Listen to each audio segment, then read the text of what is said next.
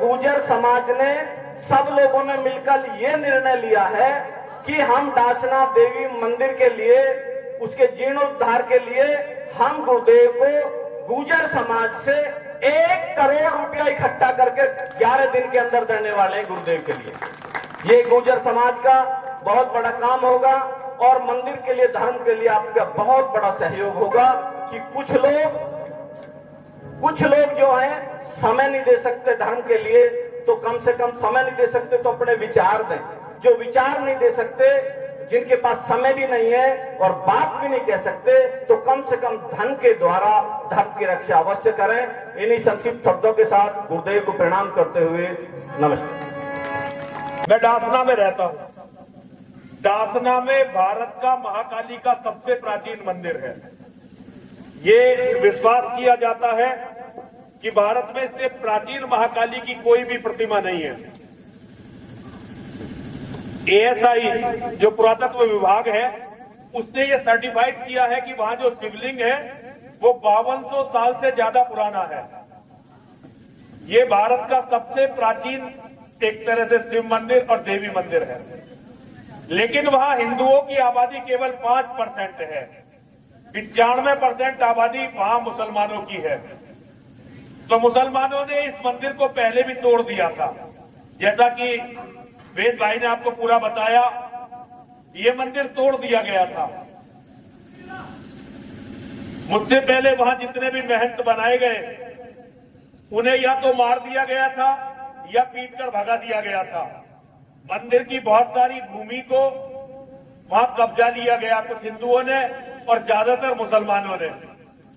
लेकिन अभी भी मंदिर 50 बीघे में मंदिर है और मां और महादेव की कृपा से, आप सभी के सहयोग से एक दिन पूरी दुनिया में सनातन धर्म का सबसे बड़ा केंद्र बनेगा। सनातन धर्म की सबसे बड़ी आवाज शिव शक्ति धाम डासना से उठाई जाएगी। हमें मंदिर का निर्माण करना है, मंदिर को धर्म का तीर्थ बनाना है और सबसे बड़ी बात है कि सनातन धर्म का सबसे मजबूत किला बनाना है। तो उसके लिए हम लगातार इधर उधर जाकर मांगते रहते हैं। वेद भाई ने, अनिल भाभी जी ने, धीरज भाई ने कहा कि चलो जी हमारे गुजरों में चलो, हम गुजरों से आपको दान दिलवाएंगे। मैं गुजर समाज का बहुत बड़ा सम्मान करता हूं। इसका कारण यह है, जितने धर्म के लिए मुसलमानों से लड़ते हुए बलिदान गुजरों ने दिए, इतने किसी ने नहीं दिए। इसीलिए गुजरों को निर्वासित भी कर दिया गया था और बहुत लंबा संघर्ष गुजरों ने अपने धर्म के लिए किया। पहले गुजर समाज, क्षत्रिय समाज, यादव समाज ये अलग नहीं थे जैसे कि आजकल हो गया है। पहले ये एक ही समाज था। तो गुजरों ने जो संघर्ष किया धर्म के लिए, उसके लिए मैं सदा ही गुजरों के सामने झुकता रहता हूं, प्रणाम करता हूं। आज भी धर्म पर यदि संकट हो और गुजर लड़े ना, तो ये बताओ फिर लड़ेगा कौन? तो धर्म को बचाने वाला समाज है आप। मैं तो एक भिखारी के रूप में निकला हुआ हूं। मैं तो एक भिखारी के रूप में निकला हुआ हूं और केवल ये विश्वास है कि मेरी मां और महादेव के आशीर्वाद से आप सभी लोग सहयोग देंगे और डासना का देवी मंदिर पूरी दुनिया में सनातन धर्म की सबसे बड़ी आवाज बनेगा। देखिए, दान की जड़ हमेशा हरी रहती है। जो लोग दान करते हैं उनका धन कभी समाप्त नहीं होता। जो 1 रुपया दान करते हैं, भगवान उसके बदले में हजारों गुना देते हैं। देने वाले वो हैं और लेने वाले भी वही हैं। धन का सबसे अच्छा प्रयोग होता है यदि आपका धन धर्म के काम में आ जाए, तो इससे आपका वंश हमेशा सुरक्षित रहता है।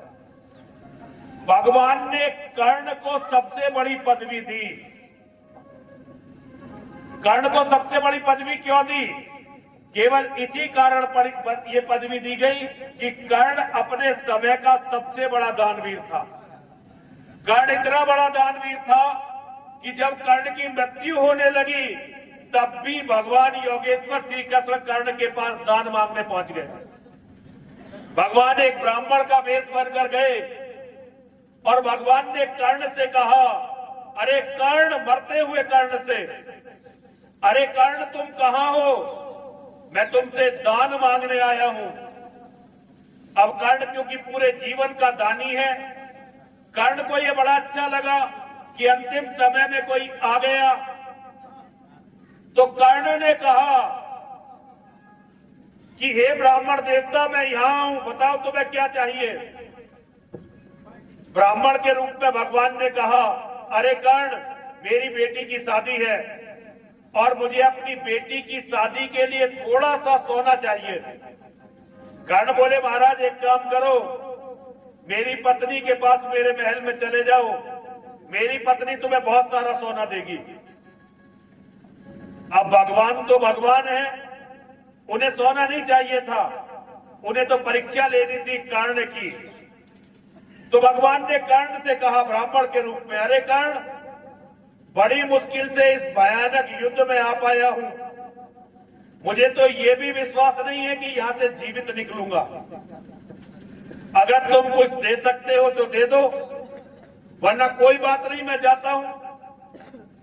मरते हुए कर्ण बड़ा निराश हुआ, आज तो देने के लिए कुछ भी नहीं है। लेकिन फिर कर्ण को यह याद आया कि मेरे जो दांत हैं, आगे के 4 दांत ये सोने के हैं। तो कर्ण ब्राह्मण से कहता है, अरे ब्राह्मण देवता एक काम करो, ये मेरे दांत सोने के हैं, तुम ये दांत तोड़ लो। ब्राह्मण बोला, अरे मरते हुए व्यक्ति के दांत तोड़ूंगा, इतना अधम हूं मैं क्या। अगर तुम कुछ नहीं देना चाहते तो बात खत्म हो गई, मैं चला जाता हूं। कर्ण बोले, रुको ब्राह्मण, मैं भी व्यवस्था करता हूं। कर्ण ने इधर उधर दृष्टि घुमाई, एक बड़ा सा पत्थर दिखाई दिया। कर्ण ने ब्राह्मण से कहा, ब्राह्मण ये पत्थर मुझे दे दो। ब्राह्मण बोला, क्या करोगे। कर्ण बोले, अपने दांत तोड़ूंगा। ब्राह्मण बोला, मैं पत्थर नहीं दे सकता भाई इस काम के लिए। कर्ण घिसटते घिसटते गए पत्थर तक, पत्थर उठाने की कोशिश की, जो धरती को उठा सकता था, अंतिम समय में उससे पत्थर नहीं उठा। कर्ण बहुत निराश हुए, लेकिन हिम्मत नहीं हारी।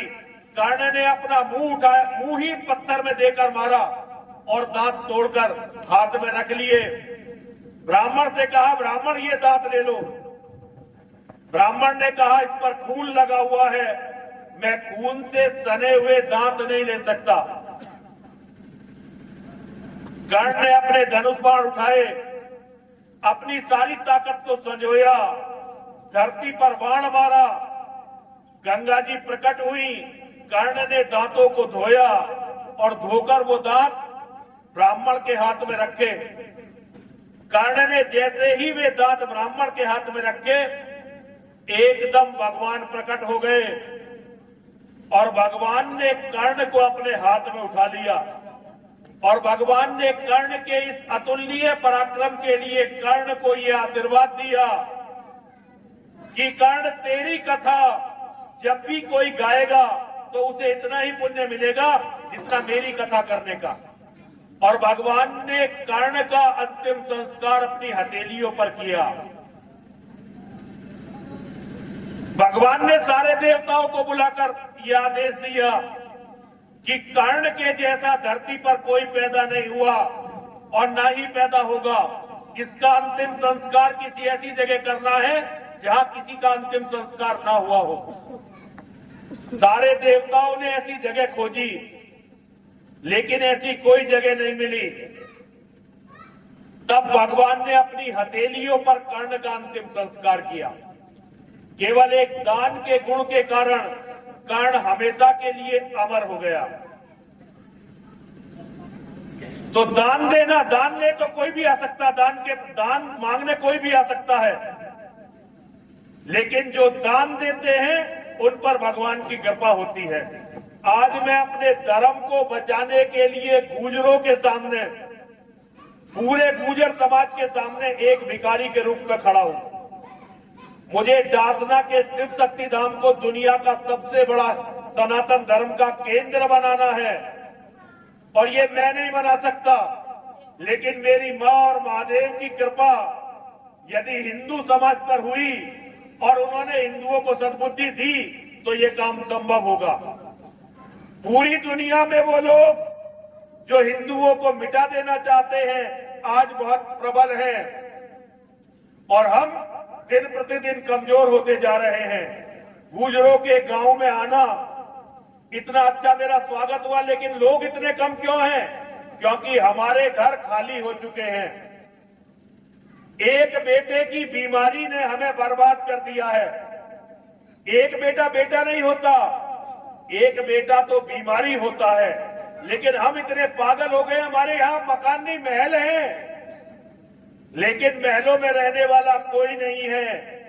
ईंट पत्थर से घर नहीं बनते, घर बेटों से बनते हैं, घर बहुओं से बनते हैं, घर पोते पोतियों से बनते हैं।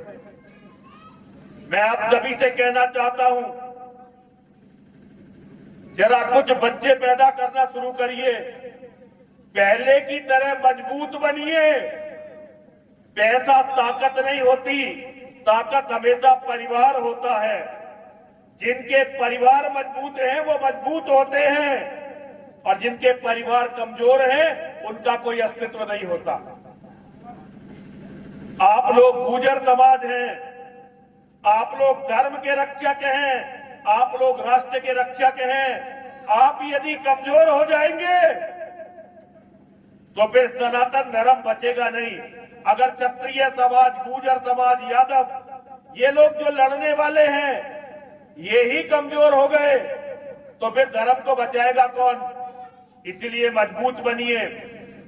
और एक भिखारी के रूप में मैं आपके सामने हूं, यथासंभव अधिक से अधिक मुझे दान करिए ताकि कल इतिहास याद रखे कि एक छोटा सा नीच भिखारी जब मांगने के लिए गुर्जरों में गया था तो गुर्जरों ने उसका इतना सम्मान रखा कि उसे उसकी लड़ाई लड़वा दी।